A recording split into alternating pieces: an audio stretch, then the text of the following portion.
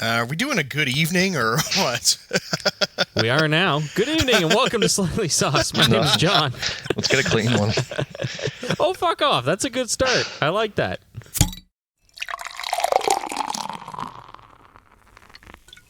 You are listening to Slightly Sauced.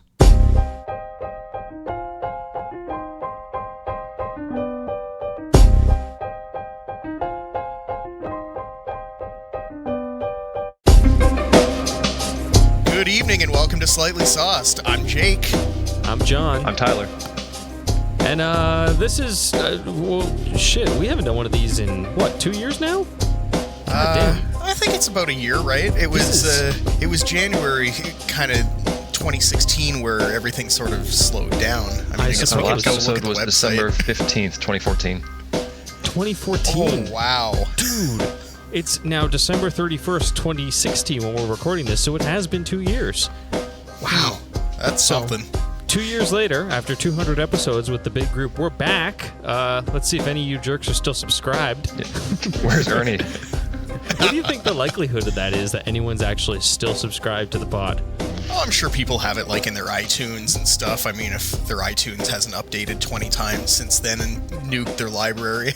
Well, we're in for a surprise here. We'll see. Or they're in for a surprise when this shows up for them.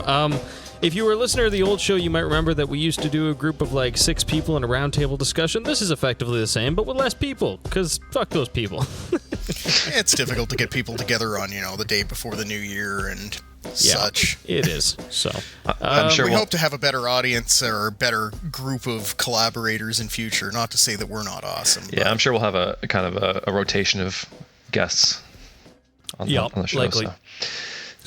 So what we want to do for you tonight is talk about a couple of the articles and news stories and videos and video games and music and whatever else got our attention over the last few weeks, if that's cool. Tyler, you had a good one. Do you want to get us started this evening?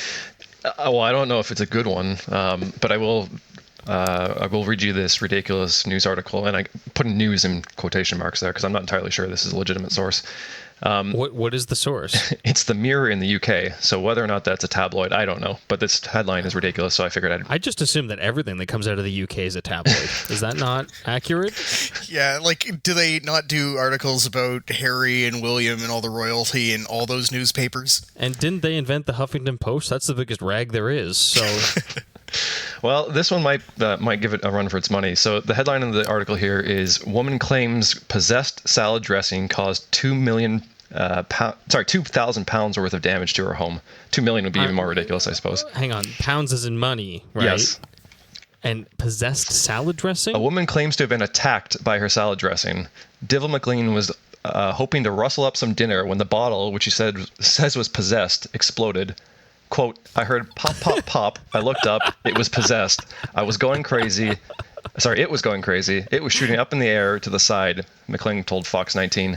It sounded like a firecracker going off in the house, real loud. Okay, so hang on. Was the salad dressing like hanging in the air like Macbeth knife style, or was it just popping all over the counter like those eggs in Ghostbusters? McLean from Wyoming in the U.S. said that the Dorothy Lynch brand salad dressing attacked her when she opened the fridge. Quote, well, it's hard to explain. I was attacked by a bottle of salad dressing, end quote, McLean told the local TV station. Probably thought I was on the whiskey or something. On the whiskey, eh? I gotta tell you, if a bottle of salad dressing attacked me, I don't think I would tell anybody about it. I'd keep that shit to myself. McLean added... Yeah, I mean... I'm sorry, go ahead, Jake. No, I was going to say, I've had a similar situation occur before, but it wasn't like a possession type thing. It was I forgot to leave the cap on the sriracha sauce, and then someone decided to shake it, and it got all over the kitchen. Oh, no. But now, here's the next part of the claim, though. She said 2,000 pounds in money of damage. How does salad dressing, or sriracha for that matter, damage that much? So, McLean added that she snapped photographs of the scene of devastation afterwards. Reports suggest she's been watching CSI. Reports suggest that the property's carpet, computer, walls, and dress were damaged in the incident. The American estimates that approximately 2,000 pounds or $2,500 of damage was caused to the home. She later found out that the salad dressing had been recalled by the manufacturer. Apparently, bacteria in the product causes the liquid to bubble and spew out uncontrollably. Oh, no shit. Oh, So that's it really what was possessed. Well, it wasn't possessed. It was bacteria. So it's like when I was a kid, I remember we'd take bag lunches to school, and we had these juice boxes, these plastic reusable ones, and we put like orange juice in them or milk. Chocolate milk was the worst. And if you leave them in your backpack for a few days, as kids are wont to do, they start to grow some kind of fuzz, and then they expand and they blow up because like the bacteria is making gas inside of there, right? It's basically turning your orange juice to hooch if you leave it for long enough. But I suppose that would explode if you gave it enough time. That seems like reasonable, I guess. So the last line in the article is a quote from her. It says, quote, from just a $3 bottle of dressing, from the depths of my toes to the top of my head, I will never eat Dorothy Lynch again. That stuff is crazy, she concluded. So let me ask you, do you think your home insurance covers a salad dressing incident?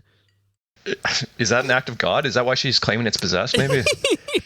Possession gets you the act of God clause? I don't know. Well, I mean, you probably could claim it through homeowners insurance, and then they might go and seek retribution from the salad dressing company. It reminds me, though, that I don't even think I know what my homeowner's insurance deductible is. Like, I suspect it's probably something like isn't your car insurance like $1,000? Your home insurance must be like $5,000, right? It's probably not even worth running through insurance. No, it's about $1,000 at least. Is it? Default is what we were offered, so.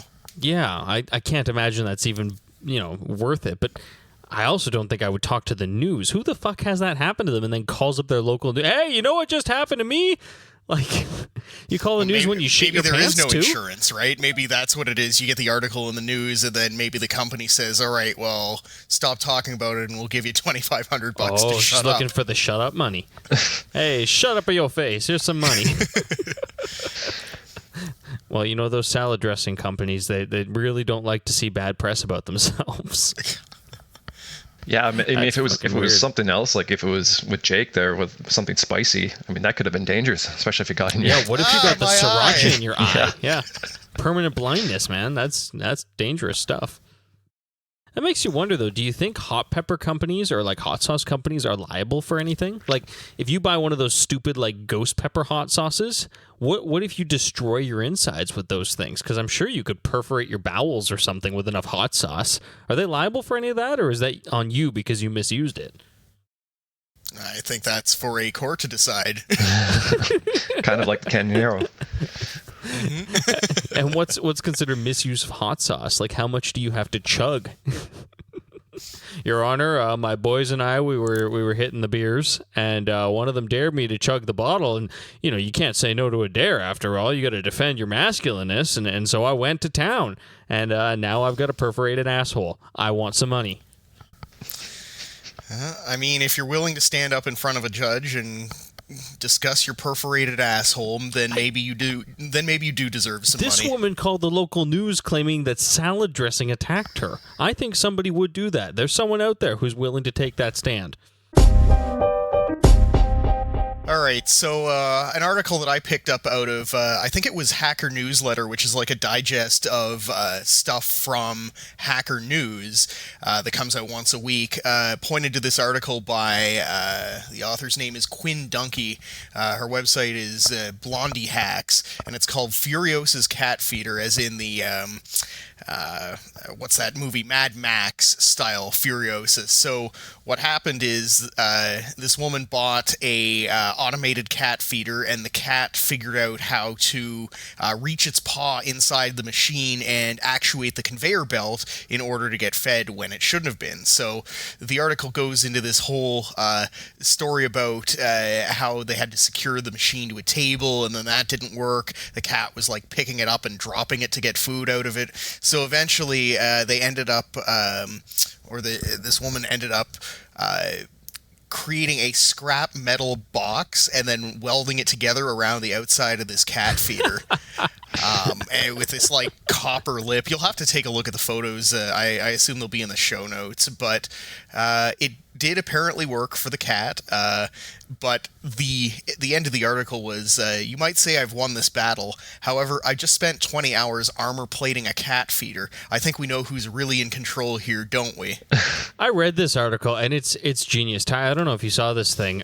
This cat, it started out trying to, like Jake said, reach in and actuate the conveyor belt that spits the food out on a timer. But then it went to like lifting the thing, to shaking the thing, and she tried everything. I mean, and like Jake said, the final thing is like a 1/4-inch steel box built around this damn thing. It looks like something from a steampunk convention. It's ridiculous. So can I ask why the cat feeder is necessary in this case?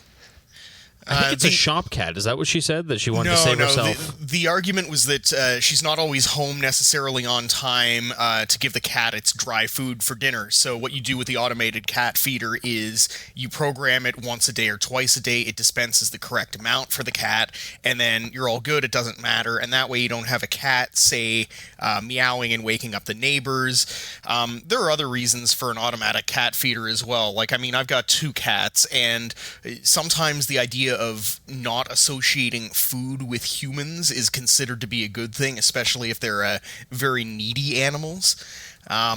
It's a bit of an extravagance, obviously, depending on the cat, right? So some cats don't care. Some cats will eat just how much they should and be done with it, whereas other cats, they would eat a 50-pound bag of cat food and then throw up all over the place if they were allowed to. Oh, see, I got a cat like that. Well, actually, we have 2 as well, and one of our cats is totally self-regulating. When we used to go, before we got the other cat, when it was just her solo, we'd go on vacation for a weekend or whatever, leave a bowl of food, and she would just eat and be perfectly content when we come home. The little cat that we've got now, if you put out, last time we went away for a weekend, I looked on the side of the pet food bag, figured out what the recommended amount was for 1 cat per day, doubled it because we've got 2, and then quadrupled that so that they'd have more than enough for 2 days that we were gone. They had double what they should need for 2 days. We came home, fucking bowls were empty. Like, you start pouring these bowls out, and the little cat is just face in, and he got to the point where he was so full from just gorging on the food, but he was laying right in front of the food bowl staring at it, making sure nobody else touched it, so the second he could fit one more kibble in his goddamn mouth, he'd be right there to keep on hauling it in. Like, he's such a pig, right? So the notion of being able to go away camping for a weekend and having a cat food feeder so that they each get their own shares is ideal, but because we have 1 cat that will watch what she eats and 1 that won't, unless we have a way to keep them physically separated while we're gone, the timed thing won't work for us at all, because the 1 cat will just eat all the food for both of them, and the other cat will starve. Like, he's such a fucking pig. Yeah, that sounds not ideal. No, I was just wondering because, like you said in the article, she had to spend all this time and build this contraption around it. So I was just curious why you would have to go through that much. Things like these, effort. they usually start with a trivial problem and become a project, right? We've all done something like that. Write a script to automate something that's totally unnecessary. All right, I got an article here that I wanted to share. It's a little less ridiculous on the crazy side of things, but a little more interesting on like the interesting number crunching side of things. This is an article from Medium, and can anyone write for Medium? Like, I feel like you can't really trust Medium, right? Because it's just like a public blog. It's like a hosted. It's like if you got a WordPress.com account, right? Anyone can set one up. It used to be gated access, where it was only like certain people could do it, but now anyone can write for it. But I've never actually I've visited got my own Medium. problems with Medium, right? Like, you don't maintain control of your content. You're subject to someone else's web server, that sort of thing. Does the people that run Medium, do they moderate or edit these things in any way, or does literally anything you want to post go up on the site? There have obviously been, it's hilarious. So when I see a Medium post, I immediately think, oh, it's someone whining on the internet. It's always someone whining on the internet. Because a lot of times it is. Yeah. There have been people whining on Medium about how Medium was so unfair to them on their other account because they got DMCA'd, or they personally attacked someone and someone's feelings got hurt and they were asked to take down a post, that sort of thing. Oh, definitely. Medium is always whining, no question. This article is whining from Stephen Lake, who's the co-founder of Thalmic Labs, which is a company in the city that we're all located in and around.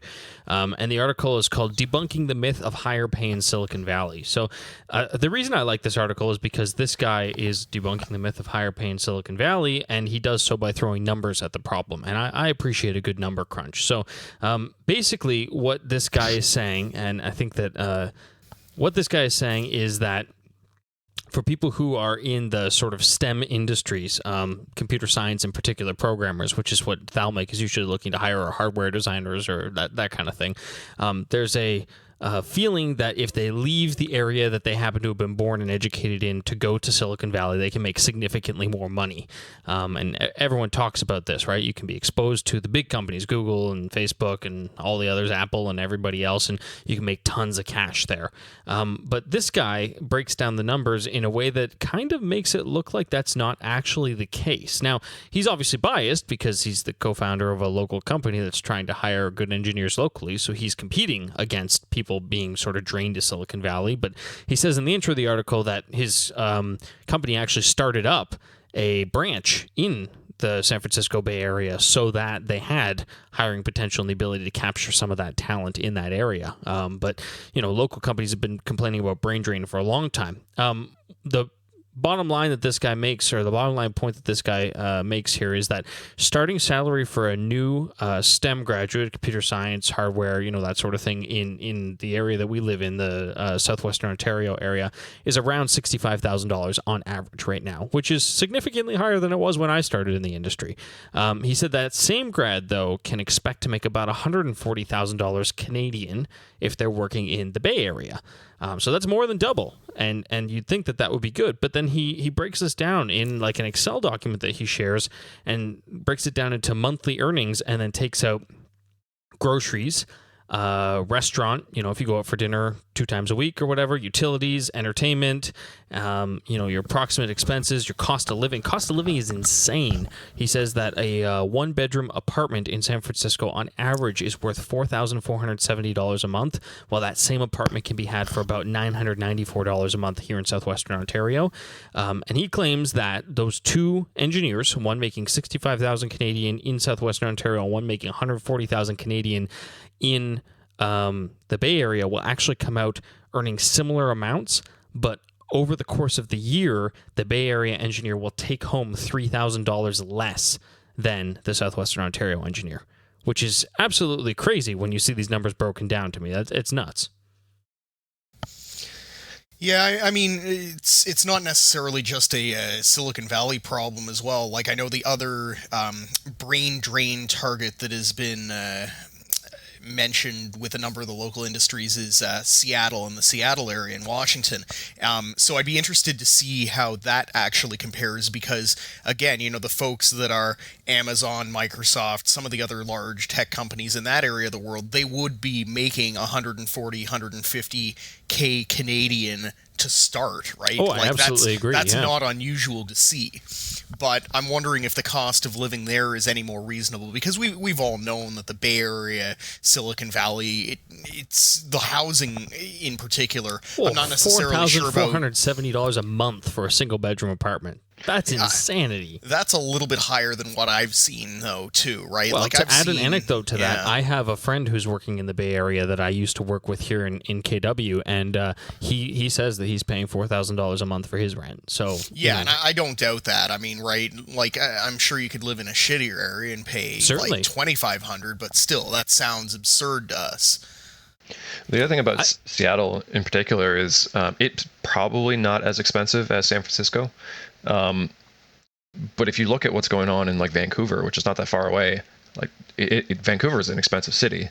And so I'm just wondering, because Seattle is also, a highly sought after place to live and work, I wonder if the cost of living is, relatively similar to Vancouver on that end. Well, I think the bottom line takeaway of this piece that I think is important to kind of distill is that there's this notion that salary is the way that you should think about jobs. I mean, it's only one element. Of course, you want to work on cool stuff and you want to work with cool people and be in an environment you can learn in and whatever, but we all talk about salary, right, and compensation. But the real story of compensation isn't necessarily how much you make it's how much you take home after all of your expenses, not just after taxes. And working in the States versus Canada can certainly change your tax situation, but also your cost of living. And what you guys are pushing on the stories of Vancouver and Seattle, and certainly even up the 401 in Toronto, is the notion that some cities are just fundamentally more expensive to live in than other cities, and therefore you have to make more just to have that same expectation of sort of style of living, right?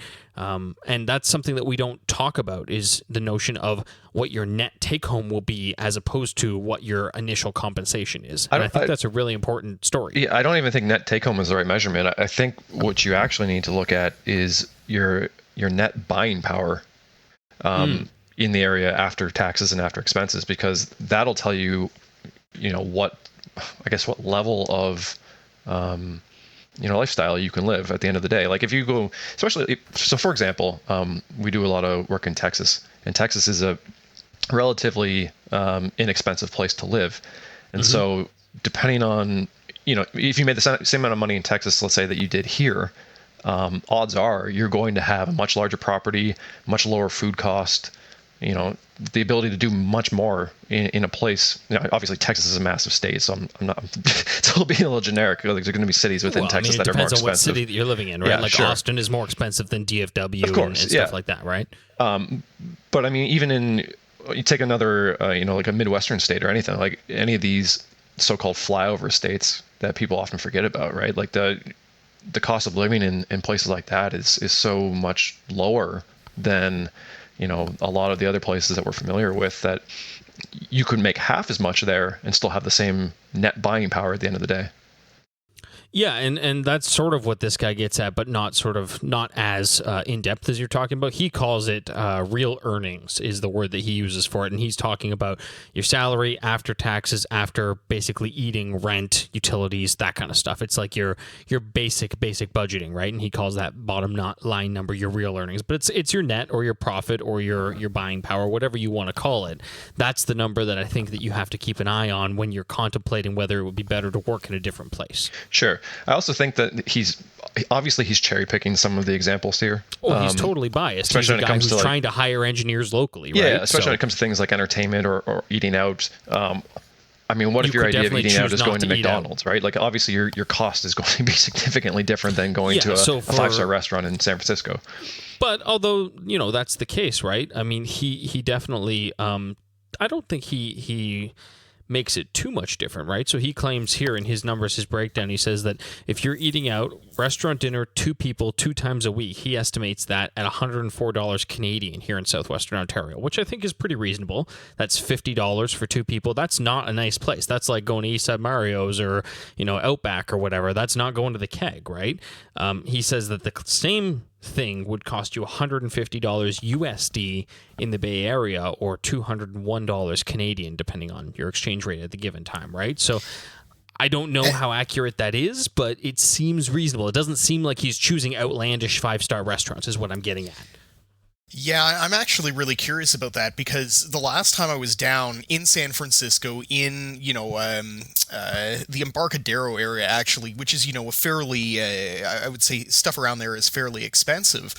It was very interesting for me going there, okay, I want to go have dinner at 5 o'clock, right? Well, 5 o'clock is when all these restaurants do happy hour specials, right? And it's not just drinks, it's food, it's appetizers. They all they're all in the same place with that, and it ended up being significantly cheaper than what I'd pay for dinner locally. So there's stuff like that doesn't really tend to go on here, at least not that I've seen. I know it's a lot more difficult for them to discount drinks here, but the same kind of thing. It's not directly comparable. The other thing I guess I'd point out is utility cost, right? If you're renting, let's say, that $990 1-bedroom apartment, I guarantee you the heating in that is probably not going to be natural gas. No, it'd be electric heating. Which means your electric heat in winter, which means you could be $300 a month for that. Sure, but I don't think the article. I don't think a lot of places like that, especially around here, obviously we've all lived in apartments, we've looked around for apartments. I would say it's actually pretty difficult to find an apartment building that doesn't have utilities in this area. Well, yeah, I mean, to give you an idea, right? The last apartment that I lived in was a 2-bedroom, and I think that it was like $1,200 a month or something. Like, it's not expensive, right? It's certainly not expensive relative to the $4,500 a month or whatever that he's saying on average for a Bay Area apartment.